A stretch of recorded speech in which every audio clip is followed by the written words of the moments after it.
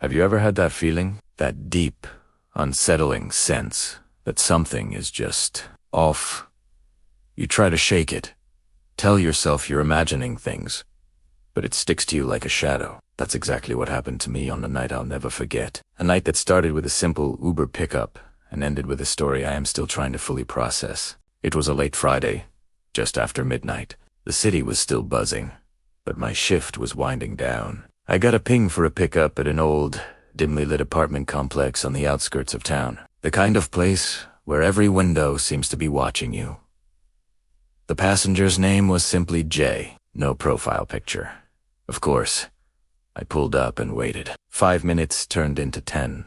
I was about to cancel when the back door creaked open. A figure slid into the back seat without a word. I turned, ready with my usual, cheerful greeting.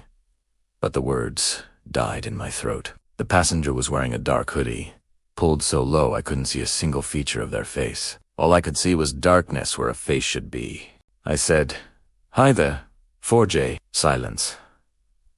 Just a slow, deliberate nod.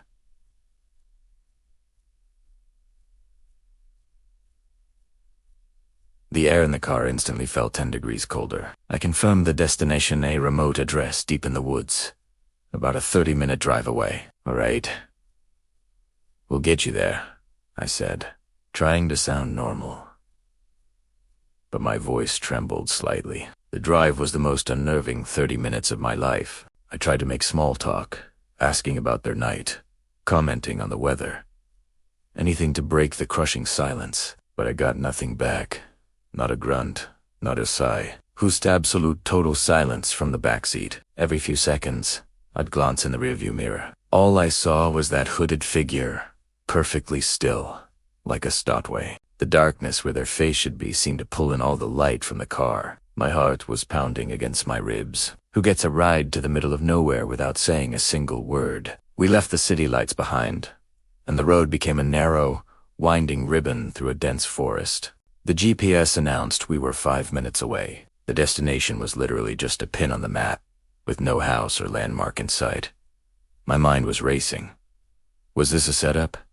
A robbery? My hands were slick with sweat on the steering wheel. I kept my phone clutched in my hand, my thumb hovering over the emergency button. The silence from the back seat was no longer just silence. It felt heavy, menacing.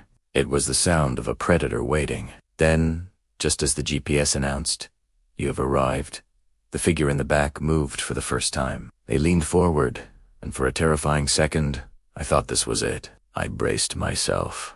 But instead of grabbing me, a long, pale hand reached out and simply tapped my shoulder. Once.